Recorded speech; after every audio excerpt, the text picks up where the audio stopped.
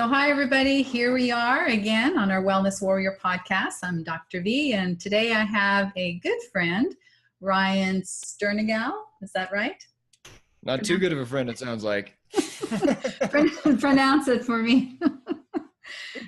Sternagel. Sternagel. Okay. All right. Well, Ryan. Well, anyway. that's, like we were just saying, our Right. website is the Stern method, not the Sternagel method, because right. no one would find us. Yeah. Exactly. Good.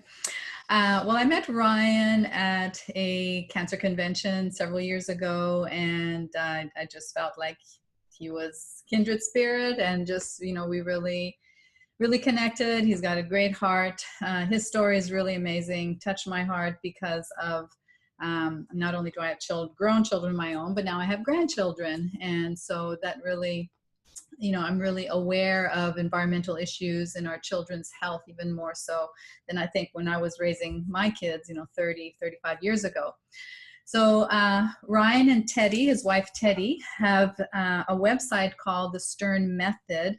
And basically what they do is they're inspiring parents to help them go through if their children have childhood cancers, and to be able to give them hope and direction. And so that's really so needed, because when I see those commercials about certain hospitals promoting things for children's cancer, it just, you see them getting chemotherapy, it just, really breaks my heart.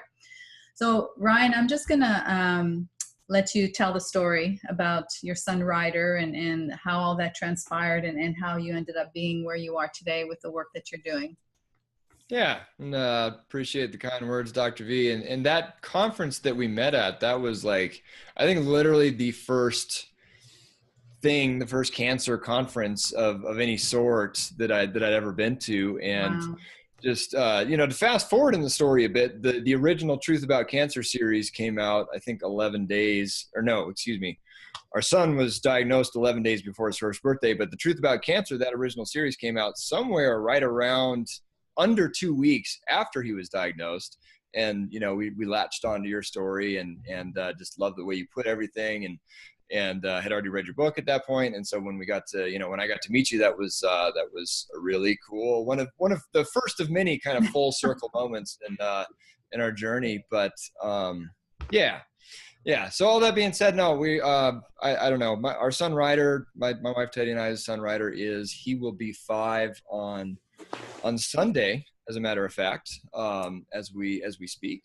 Hooray. And yeah, it's every birthday is very, very much appreciated at this point. Yes. But so like I was saying, he was just about to turn 1 back 4 years ago now. And Teddy was nursing him and felt a lump in his back, and he had to be bent over at just the right angle and that sort of thing. But it was definitely there. You could feel it. And that was very concerning. Obviously, you don't want a lump to be sticking out of your pre-1-year-old's back. And so we took him into his pediatrician and kind of got just kind of sent away. Like it's not a big deal. And there was all these other kind of red flags that had always just kind of seemed weird to us. But it was like, we were first-time parents. We didn't really know, what was supposed to be normal and what wasn't. And every time we talked to anybody about these things, it was, well, they all develop at their own pace and so on and so forth. But he had also fallen off of the growth chart. Like he was born in the 90 plus percentile of height and weight. And by that time he was, I believe, down in the 20s. Wow. And that was just brushed off. And we had a naturopathic pediatrician and all that good stuff. And we were already pretty well on the way to, living a healthy life, and didn't know as much then as we do now, but we were already pretty far down that path. And, but this pediatrician actually brushed it off as, it was because he had been breastfed up until that point. And for some reason that was why he fell off the growth babies are fat and healthy. Yeah. So there was that. He wasn't crawling at like I said, this was like a month before his first birthday. He still was not even crawling. He was barely pulling himself up. And maybe at around, 4, 5, 6 months, whenever babies usually do, he started putting weight on his legs. And, whenever you'd stand him up, he'd be putting weight on his legs and that sort of thing. And that just kind of went away. And like, so for those several months, we like blamed, he had one of those bouncer things. And so we blamed the bouncer, like it must be teaching him not to put weight on his legs. And, now I feel bad because he loved that thing, but, we took the bouncer away. And so that was something, he never got sick whatsoever. And we were patting ourselves on the back and, all this stuff, not a runny nose or anything. But looking back now, it was probably, he probably had something going on with his immune system, and that's why it just never activated. So all these things, combined with the fact that now he has this lump sticking out of his back, it's like, well, something's clearly wrong here. And, but we got sent away, and then that lasted no time at all. And we're like, no, we have to get some sort of solid answer on this. And so we went back, we got a referral to the hospital. We got to the hospital. It turned out, we thought it was a doctor we were seeing, but it ended up being a physician's assistant, like an orthopedic physician's assistant. I guess they sent it to the orthopedic guy because of the crawling thing. He took an X-ray, saw the Ryder was constipated in the X-ray. The tumor didn't show up, but and that was actually another red flag because he had been super regular his whole life. But then these few weeks he stopped pooping. Did some blood work, and whatever standard blood work they do, it's that didn't catch anything. And he said come back in 6 weeks. And again, it was like, that was a Friday. I think we were back on the phone Monday, like, just come on, like, let's just get something solid here. And got back in there and finally talked some doctors into we saw the actual doctor, talked her into doing an ultrasound. And then at that point, it turned out that there is a mass. We need to rule out. And I think at that point, my wife, Teddy, had been just Googling furiously, and she had come upon neuroblastoma at the time. And she was had Ryder diagnosed with neuroblastoma, which is a childhood cancer of the nervous system. Leave it to a mother to figure it out. Yeah. Yeah. And, I was trying to be I had a bad feeling, but at the same time, my husbandly, it's everything's going to be okay kind of instincts were taking over. And so that was even clouding my judgment, if you want to call it that. But Teddy was on it, and she had neuroblastoma pegged. And so the doctors were saying, no, I don't know. One of the nurse worked in the oncology ward. She said, no, kids with neuroblastoma have big distended stomachs or something like that, which is, I don't know where, sometimes they do, but I don't know where she got that would be an indicator of all neuroblastoma, looking back on it. But anyway, yeah, so we got the ultrasound, and okay, now we need an MRI to rule out neuroblastoma. And then, we got the MRI, and it was supposed to take 45 minutes, and an hour passed, an hour and a half passed. And I think it was, people kept walking by with more and more concerned looks on their faces. And so I don't know, we knew it was coming, or something bad was coming anyway. But yeah, it turned out that the lump was just the tip of the iceberg, as the doctors put it. It was stage 4. He had it was actually a really very, very, very large tumor inside of his spinal canal. It was bigger than his kidney, and it was pressing the spinal cord all the way over. So you really couldn't even see it. It was, with the cross section of the MRI where it's going from a downward view, it was just spine, tumor. And you just couldn't see anything in the spine. Wow. Yeah. So it was obviously, very, very, and there was a couple secondary tumors that all metastasized into his hip bones and into the spinal cord itself. So that was disheartening to say the least. It's not, not what you plan on as a first time parent or an anytime parent for that matter. Right. So from there, so you get the diagnosis. Obviously there's the shock and the pain and the hurt and the confusion and the overwhelm. And what did traditional medicine have to offer you? Yeah, the standard traditional stuff, chemotherapy, and that's where they wanted to start. Yeah, so no, it was chemotherapy, and like like I was saying, we were already on the natural health, being aware of alternative medicine, and like I said, we had a naturopathic pediatrician and all that sort of thing, and we had seen a couple. This was before, like I said, just right before the original Truth About Cancer series came out. But we had seen a couple other alternative cancer documentaries, saw a couple Gerson documentaries and that sort of thing. So we already had a pretty good idea of like the options that were out there, and certainly did not want chemotherapy to be the first option. But you find out when you're going through childhood cancer, and you don't necessarily want that to be your first option, that you actually don't really have much of a choice in the matter. It's just the government steps in if you do have an opinion other than the standard of care, and then it gets real ugly real quick, and that's kind of what happened with us. And so that being said, Ryder did get some chemotherapy, and looking back on it, I don't even know that, as big of a fan of natural medicine as I am, I don't know that, the first round or two that he got wasn't warranted or needed. Right. I mean, that was, looking back on it now, even though I was kind of fiery, against it at the time, but, it was threatening to paralyze or make him incontinent or kill him or some combination of those things at any moment. Which is really ironic that, that the same hospital told us to come back in 6 weeks and, and see if the lump was still there. And now they're the ones obviously, trying to get us to do chemotherapy immediately.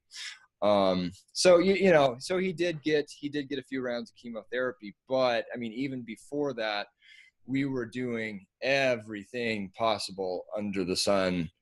In addition to all that, I mean, I probably spent $500 just in overnight shipping charges alone, just on any supplement I could get my hands on. I know you're a big fan of Healin, the fermented soy product.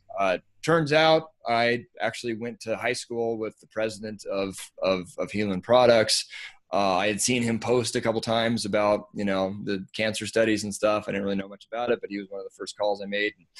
And, as I'm sure a lot of people who are familiar with Healin will attest to, it's a really good product as far as the efficacy goes, but not the best tasting. We literally, Ryder, we were syringing that stuff into his mouth, and he was actually taking it like, kind of like a champ. It seemed like he just kind of knew that, that this was really serious, and that he needed to kind of step up or whatever, for a 1-year-old, as much as you can grasp that. But he's always been just so willing to do whatever crazy thing we throw at him. And there's, he'll sit in the sauna for an hour and then go upstairs and do a contrast, like a hot cold shower, and just, he loves all of it. It's amazing. I know when I see your posts on Instagram and you see the food that he's eating, well, he and his sister, it's, you've really, I think innately he knew that those things were going to help him. And he's just, that's all he knows now is the good food and good nutrition. So long story short, he's doing well. All is well. Long story short, he's doing well. Excellent. Yeah. Excellent. We ended up moving over the whole thing. Because we were kind of not seeing eye to eye with the hospital, and found a better situation and a team that was kind of willing to work with us and take a wait and see approach, as they called it, which was fine with us. It honestly was a wait and see approach. He was supposed to have 8 rounds of chemotherapy. That's what he was prescribed with or whatever. And that's what we were being told we needed to do. And then once we hooked up with the new team, we were at 4 at that point, and we said we'd like to see if maybe that might have been enough, and they were okay with like I said, a wait and see approach. That's awesome. That's awesome. That takes a lot of pressure off of you as parents. Yeah.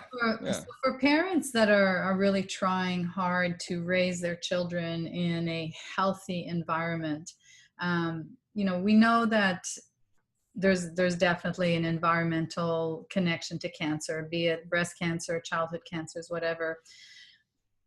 How do how do people deal with that? Like, what are your, like, let's say, top 2 or 3 takeaways for people that are listening as far as environment and what they can do to protect their family and their children? Yeah. Yeah. And that was kind of it was kind of a two-pronged attack, if you want to call it that. When we first got the diagnosis, and it's still kind of the same two basic things that we can think of today is at a really high level. It's we were doing everything possible to reverse the cancer, whatever you want to ascribe that to. But then we also wanted to do everything we could to remove whatever the source of the cancer was, and we didn't know exactly what the source of the cancer was. So that just meant we had to remove everything that could have been the source of the cancer. And, as your, listeners know, it's not just one thing. It's a combination of Many things. A lot of things. And then, so when you think about that, it's your environment. I mean, pretty much anything you can look at or touch. I mean, it's all what what's in your environment. And, it's, I think there's, like, when you first start learning about all these different things and the chemicals in the environment and just EMFs and everything, and it's like everything causes cancer. I can't avoid it. That's just the way it is. But we kind of realized early on that, well, that, all that stuff is true, but at the same time, we're in our home. I don't know. I mean, a lot less than most people are, because, we read all the forest bathing studies and, make sure to get right around the woods and all that good stuff and get them out in the sun. But I mean, people are in their house, somewhere between 50 to 80% of the time, if not a little more. And it turns out your home, you have absolute control over, just about. Yeah. And that's, that we really kind of latched onto that early on. So, I mean, a lot of the basic stuff was just, like I said, we were already kind of a little ways down the path of using natural products and all that stuff. But I mean, anything that had anything less than a whole food, some sort of like completely natural, pronounceable name was just out the door. And that turned out to be a couple of garbage bags worth of stuff. I mean, it was a lot of stuff we didn't use, but all the same, we didn't want it in our house anymore. That was a big one. And actually, I just, you were just in our Toxic Home Transformation Summit, which is that we really wanted to hammer this in for people. And something I actually learned on that summit was, you can have one of those products, like some, chemical thing. And even if you never use it, if you just keep it around for, once in a blue moon, if you have that really tough stain or whatever that you think that, you have to have the chemicals on, that stuff actually off gases through the bottle. And you can measure those chemicals coming out of the bottle in, your kitchen or wherever you keep the stuff. So, wow. I mean, yeah, you really do need to. And I didn't, there was like, so we're living in this rental house right now. We've been living here for the past few years, and we're just about complete with our own, leave it to us. We got, 10 acres in the middle of the woods, in the middle of a big aspen grove, and we're building our own non-toxic home from the ground up and all this good stuff. But, in this rental house, there was this one bottle of I don't know. It's for like if you burn something on a pan or something like that. And, I was like, well, I'll just keep it around just in case. And, I never have been able to bring myself to use it, even though I've needed it from time to time. But, now I'm like, oh man, that one bottle. That thing's gone now. But so I don't know. I mean, it really just comes down to, like, as far as, you can think of your home environment as like, what you do have control over, what comes into it and what stays out of it. Right. So, I mean, just for every sort of product you bring into it, whether it's a cleaning product or personal care product or or a toy of some sort that, you know, maybe it's plastic and made of China, made in China. If you have little kids, you know, it turns out that, you know, the Chinese are sneaking lead into stuff because they, you know, they don't want to deal with it over there, so they send it to us over here. And so it's, I mean, it's your opportunity to, like, if you think of your home as kind of your castle, to really make sure that it's only pure stuff that you're letting into your castle. So I don't know. I mean, that kind of takes care of the, you know, the stuff coming in and out. Oh, speaking of the stuff coming in and out, another thing I learned was, and I didn't learn it so much, but just taking your shoes off, which is like, you know, kind of, it's not like we didn't take our shoes off before, but if I'm like in the car and I realize I forgot something upstairs, you know, sometimes I'll go run upstairs and leave my shoes on, if they're not dirty or whatever, or if you can't see the dirt. But think about, you know, when's the last time you walked through a gas station parking lot, or like a lawn or a park or something that's been treated with glyphosate, you know, the Roundup stuff. So yeah, no, I do not leave my shoes on for any reason, you know, after I realized that.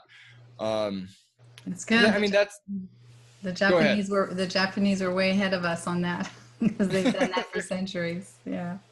Yeah, they've been way ahead of us on a few things. Like I said, the forest bathing stuff. Yeah, that's pretty incredible to study time in the woods. Go ahead. So now, I know one thing that really happens with the women that we work with is that they come to us because they're confused, frustrated, overwhelmed. There's so much information out there on the internet now, and sometimes there's some conflicting information. So how do you deal with that when it comes to you know, talking to the parents and to the families that you do? What advice do you give them about that? Yeah, I mean, I always try to stress that, you know, as kind of a cheesy of an answer as it is, like, you are your own best guide, especially when it comes to, you know, well, when it comes to matters of, you know, things pertaining to yourself or things pertaining to your child. You know, nobody is going to, like, have a better gut feeling about what is a good idea and what isn't a good idea than you do. And I mean, it's really, you know, we've kind of lost that, or we've been trained to not trust that, because of science, and, you know, but it's like, you know, you can get somebody talking about the science of this diet and the science of that diet and the science of this, you know, conventional stuff and the science of this, you know, alternative treatment or whatever. And so you're still left with, you know, choices at the end of the day after sorting through all of that science. And, you know, I learned very early on to you know, definitely pay attention to the science, because I've spent, you know, the better part of the last 4 years just buried in one PubMed study or another. So I'm not saying to just eschew all scientific research. But at the end of the day, I've allowed myself to kind of let myself guide myself. I just said myself way too many times, but yeah, I mean, if I feel more drawn to one particular supplement than another, all other things being equal, I'll go to that supplement. And the other thing, I guess, is to just kind of break things down. Like, I try to break things down in categories as best I can, and not feel like, kind of like you do with your 7 Essentials. I loved that book just because it did do such a good job. It does do such a good job of just kind of, you know, this isn't necessarily every specific thing you have to do, but these are kind of the broad, like, you know, overarching things that you have to have tuned up.